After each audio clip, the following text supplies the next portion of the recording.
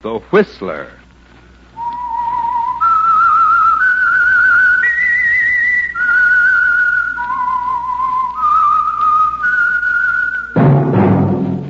That whistle. The Whistler.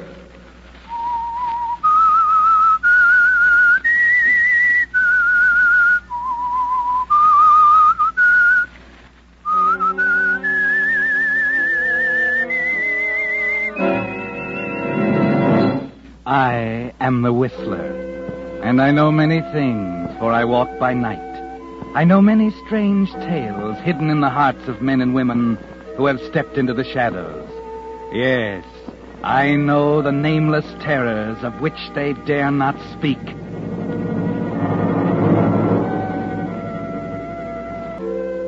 And now the Whistler's strange story.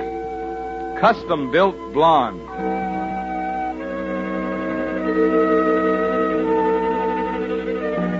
It was past midnight when Jerry Conan left the cocktail bar with the tall blonde in the mink coat. On the way out, he gave the high sign to Red Stafford and Shorty Burton, sitting idly at the bar waiting for the tip-off. And as he guided her out the front door, he could see them quietly get off their stools and prepare to leave. Jerry chuckled softly to himself. The blonde was dumb and rich. The diamond pendant around her neck ought to bring 10,000 at least. And he'd mentally appraised the square-cut emerald on her right hand at 5,000 more. Yes, the blonde was custom-built, made to order. She wouldn't talk after they'd relieved her of the jewelry. She'd be afraid her husband might find out what she's been doing while he was out of town. He helped her into the car and fumbled with the keys until he was sure Red and Shorty had reached the other car and were ready to follow.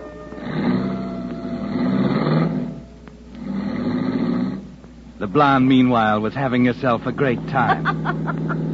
Oh, Jerry, I can't get over that character in the bar. Really, after all. I got a million of them. They come out of the cracks when I whistle. Oh, you're precious, darling. How'd I ever get along without you? Hey, you better be careful. You're liable to give me the fathead. Underneath it all, you know, I'm really a modest guy. Let's see. Oh, yeah. Here's where we turn. Oh, take it easy. Huh? Where are we going? Oh, the Black Cat. Isn't that where you want to go? Oh, yes, but... What's the matter, honey? Oh, I thought the Black Cat was back the other way. Oh, you're a little twisted, sweetheart. This is a shortcut. But, Jerry, are you sure? Of course I'm sure. Now, over to the left. Oh, look, back there. Do you suppose that other car's following us? Oh, no. Well, they just turned, too. Jerry, this is a blind alley. Gosh, I guess you're right. Must have made a mistake. They were following us. Take it easy, pal. Stay right where you are. Jerry's got a gun. Hey, wait a minute. Shut up. Stay right there. Okay. Come on, lady. Come on, Gabe. This is a stick-up. All right, mister, you asked for it. Put down that gun, you No, stupid... you don't. Give me that.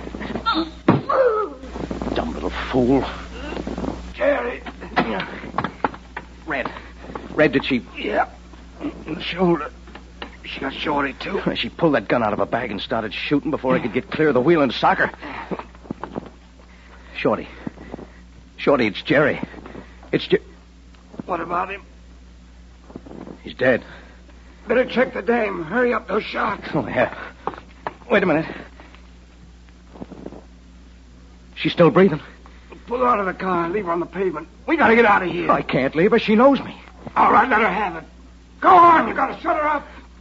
No, I can't. You got her. I'm not going to kill her, I tell you, Red. Listen, can you get out of here by yourself? Can you drive okay? Yeah, I can get as far as the valley, I think. They'll take care of me at Mendoza's. Okay. Get in the other car and get going. What about the dame? I'm taking her with me.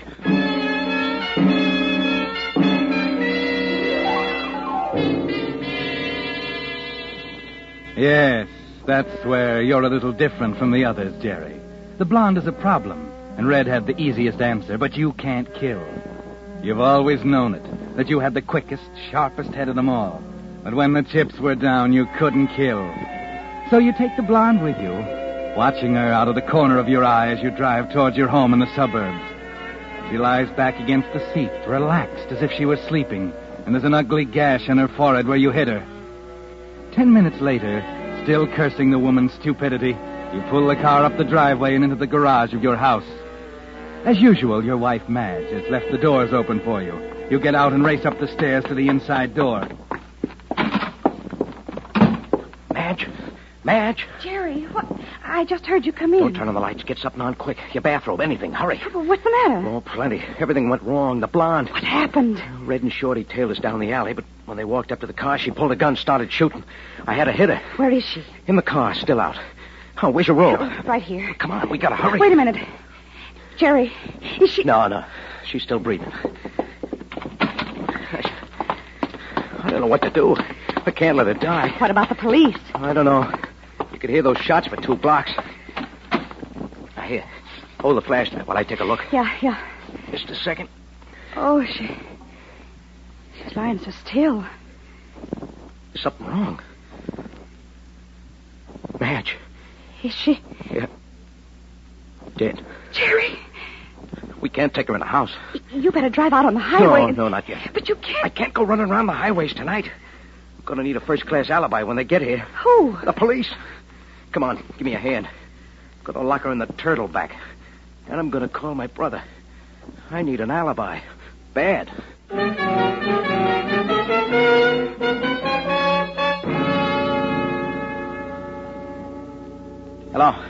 Hello, Jim. This is Jerry. Yeah, you guessed it. I'm in a bad jam. I need an alibi. Tonight from about 9:30 till midnight. Yeah, now listen, kid. If anyone asks you anything about me, tell them that Madge and I were with you and Grace till 12 o'clock. Oh, anything. Playing bridge. Yeah, that's good. Playing bridge. Right. Thanks, Jim. I'll explain when I see you.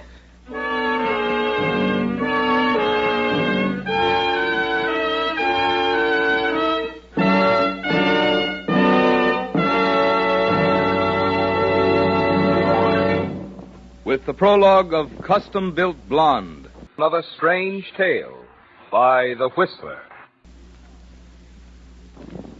And now, back to the Whistler.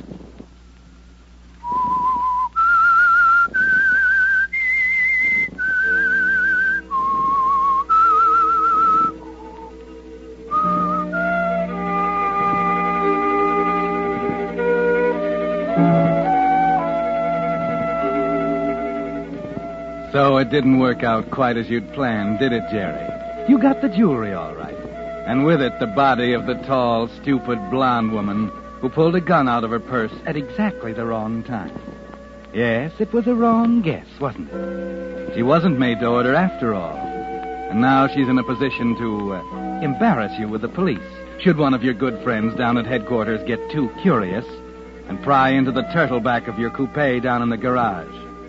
Yes, Jerry, you know the police are coming sooner or later. And all you can do now is wait and hope the alibi you arranged with your brother Jim will satisfy them. I tell you, I couldn't help it, Madge. When Red and Shorty stuck us up, she pulled that silly little pearl-handled .22 out of her bag and started shooting.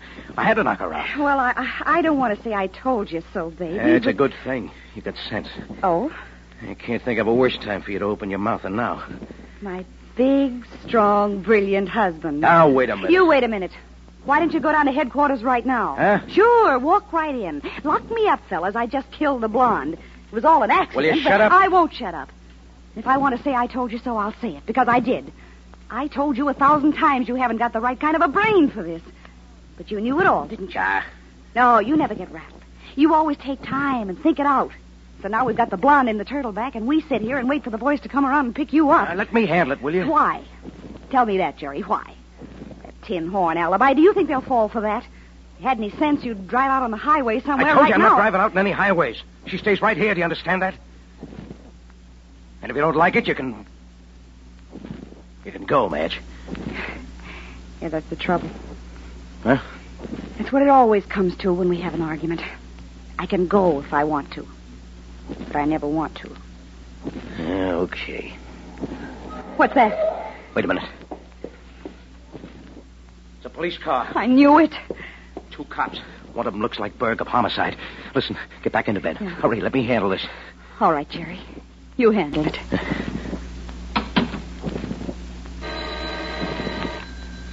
Better wait a minute. Who is it?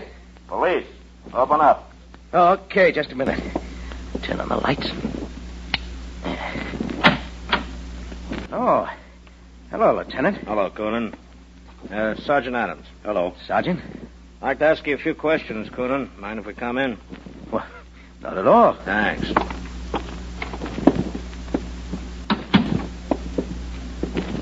Nice little place you got here. Yeah, well, we like it. Sorry to disturb you so late. Oh, that's okay. I was just going to bed. Yeah, I was going to say you were up a little late tonight. Just get home? Yeah. Playing a little bridge over at my brother's place. Jerry, who is... Oh, come in, Madge. This is Lieutenant Berg, my wife. How do you do? Sergeant Adams. How are you? Hello. So you were over to your brother's, huh? Yeah. You won't mind if we check that. Why not? Shall I call him, Chief? There's a phone over there. In a minute. Conan, it looks like you might need an alibi. Alibi? What am I going to do with an alibi? Have you seen your pals, Red Stafford and Shorty Burton, lately? Not for a couple of days. Why? Oh, they weren't at the bridge party, huh? Any idea where they are now? I wouldn't know. Well, I'll tell you. Burton's in the morgue. Huh? And Stafford's at the emergency hospital getting blood transfusions. What do you mean? A car jumped the curb and crashed through a signal oil billboard about an hour ago. Stafford was crumpled over the wheel with a couple of bullets in him. And Burton was sitting next to him, dead from a couple of slugs. Oh, that's awful. Gee, I'm sorry to hear that, Lieutenant. Yeah, tough, isn't it? I wonder what happened. Do you? Yeah, like I said. Yeah, like you said. You were playing bridge when it happened. You've been pals with those two birds for a long time, Conan. What does that mean? Doesn't prove anything, of course, but when we found Stafford, he was still conscious, muttering to himself. He was calling your name. That's funny, isn't it? Not so funny. Maybe not. Maybe he wasn't talking about you. After all, there's lots of guys in this town named Jerry. Where's your gun, Conan? I don't own one. Not even a little .22? Not even a .22. Well, I'll admit it sounds screwy asking a big he-man like you if he packs a .22, but that's what they were shot with. How about you, Mrs. Conan? I never owned a gun in my life. You can search the place if you want it. You don't even need a warrant. I got nothing to hide. Thanks very much. So you just got back from your brother's, huh? That's right. A few minutes ago. Uh-huh. Where's your car? In the garage? Adams, go and have a look. Something wrong, Conan?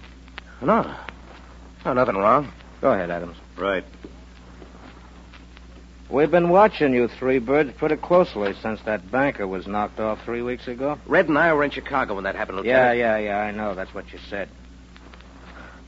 You're going to have to prove that. Oh, excuse me a minute, will you? What's your brother's phone number?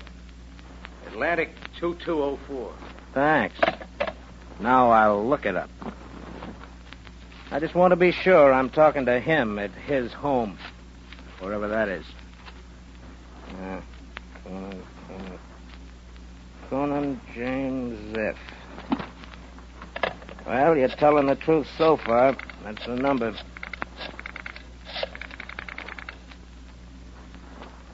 Hello? Mr. Conan? It's Lieutenant Berg of Homicide speaking. I'm calling you about your brother, Jerry. Have you seen him tonight? No, he's all right. There's nothing wrong. All I want to know is if you've seen him.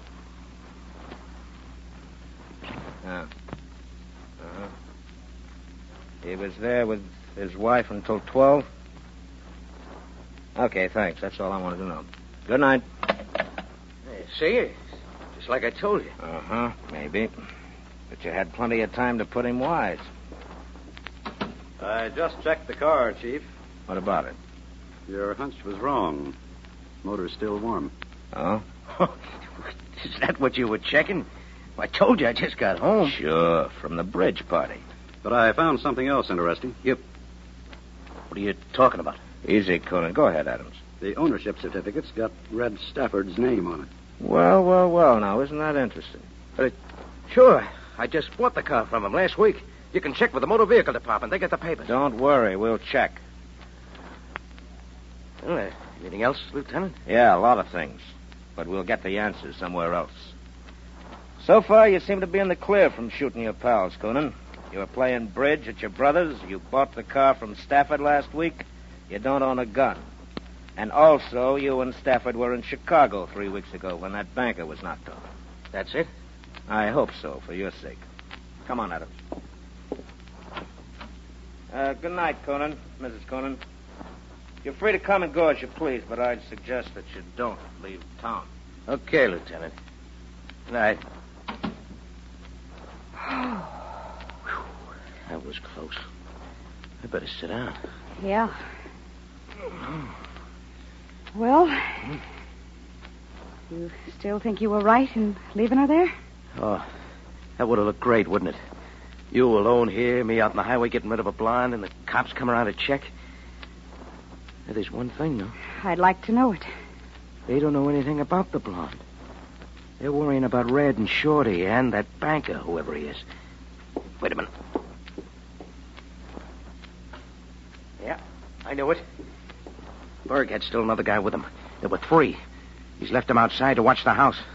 We'll be followed every minute from now on. Night and day.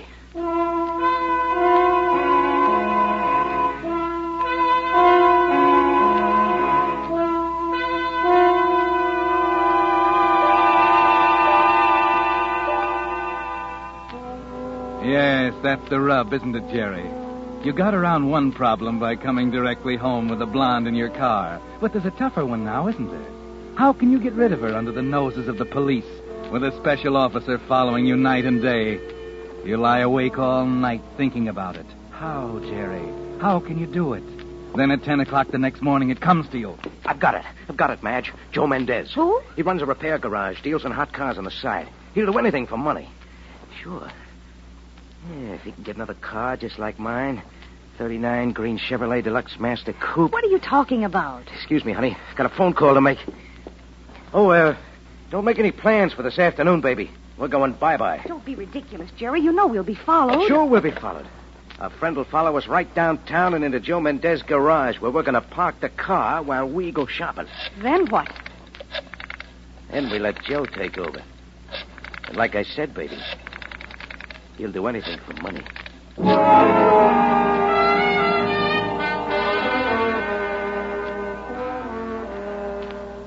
So you called Joe Mendez. And just as you predicted, the minute you mentioned money, he was your boy, wasn't he, Jerry? Yes. He'll arrange to have a green coupe in his garage, exactly like yours, for a fee, of course. And best of all, he'll have it there this afternoon. It's 3 o'clock when you start out with Madge on the shopping trip. And you smile to yourself as you see the police car pull out from the curb and follow you downtown. Joe is all ready for you when you arrive.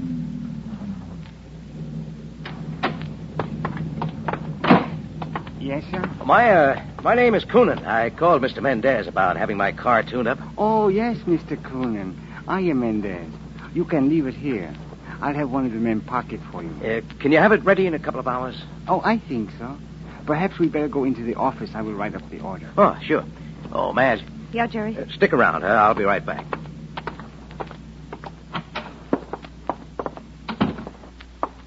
Did you get the car? Yes, he's out there in the line right now. What about this? Take it easy. I couldn't tell him apart myself. Where's the $2,000? Oh, here. Don't flash it. Hmm? Your friend's out at the front door watching us. Oh, yeah. Now, listen. After we leave, switch the license plates. Switch the stuff in the dash compartment, everything. Yeah, here's the ignition key. Yeah. Well, what about the turtleback? Never mind the turtleback.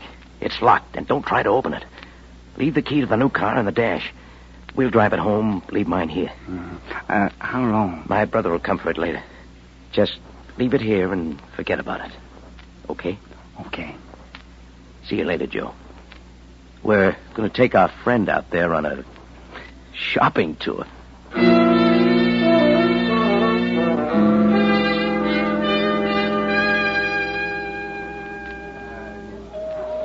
I'm awfully sorry, madam. I've shown you everything we have in suede handbags. Perhaps something in reptile. Oh, yes, that's an idea. Let's see what you have in reptile. Just a moment. I'll get them for you. Is he still there? Yeah, over by that pillar. What about Jim? I'll call him tonight. Have him pick up our car tomorrow. We can get rid of the blonde in a couple of days after this blows over. I got a hunch Lieutenant Berg will be around tonight to really give us the once-over again. Oh, yeah. This seems to be the only thing we have in Reptile. Would you like to look at it? Oh, yes, I'll look at it.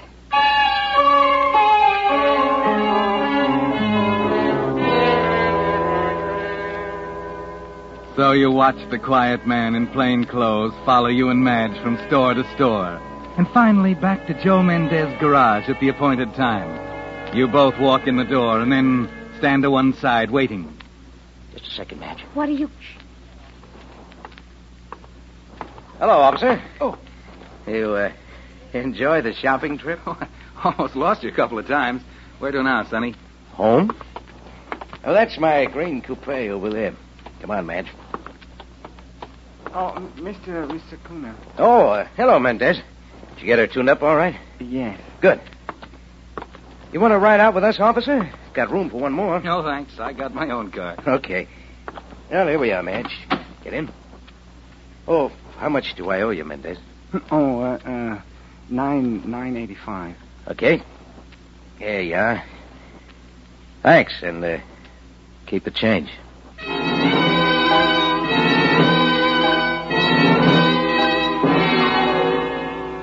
Well, Jerry, you're out of the woods now. The license plate's been changed, the contents of the dash compartment, everything. Yes, Mendez did a good job. An hour later, you're home, with the officer following just behind you. As you expected, Lieutenant Berg is waiting for you when you arrive. Waiting for me, Lieutenant? Yeah, been out for a little ride. You ought to know.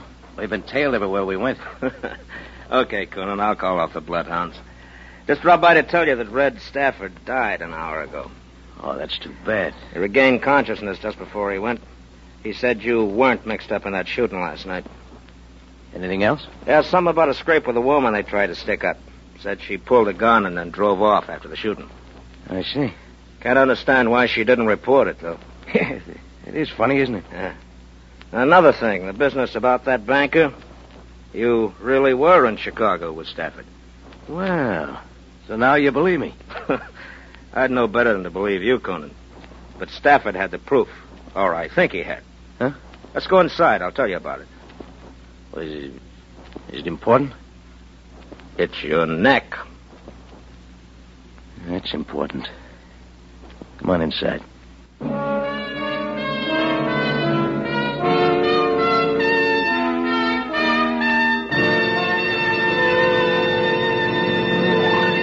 The Whistler will return in just a moment with the strange ending of tonight's story. And now, back to the Whistler.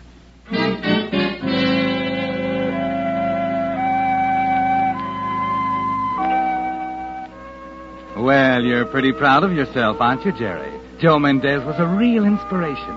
The Blonde is resting quietly now in the turtleback of your car back in Mendez's garage. And the substitute car outside is all ready for Lieutenant Berg, if he happens to get curious. You glance slyly at Madge, wink at her as you escort the lieutenant into your living room. He starts to sit down and then decides to stand. You had us going for a while, Conan. Oh, yeah, I guess I better do my checking first. Checking? Yeah, I'm a kind of a cynic. That's so I don't believe anything anymore. Stafford said while the two of you were in Chicago, he signed some kind of a legal paper before a notary. Oh, yeah. I remember I witnessed it for him. Yeah, well, that's the proof I was talking about. For some reason, Stafford stuck it in a little valise. What's wrong with that? Nothing, except he tossed the valise in the turtle back of his car and forgot about it. The turtle bag? Yeah. Says it's still there. Oh, no. That is, I don't think it's there. I never noticed it. Huh. But you wouldn't mind if I check? No, Berg. I wouldn't mind if you checked. Here. One of these two keys. Help yourself. Thanks. I will.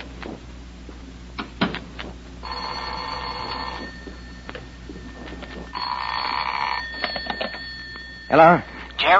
Jerry, this is Joe Mendez. Mendez, listen, I can't talk now. Call But me this is later. important. It'll keep. I got things to do. But listen, I'm trying to tell you.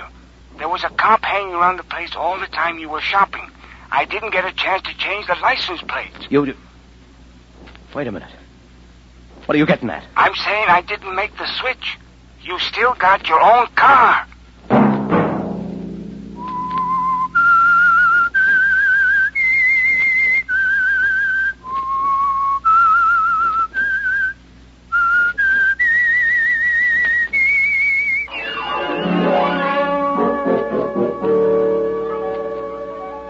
Next Monday at 9 o'clock, The Whistler will bring you another strange tale. The Whistler is broadcast for your entertainment. Featured in tonight's program were Jack Moyles and Bill Conrad. This program directed by George W. Allen with tonight's story by Will Pryor, music by Wilbur Hatch.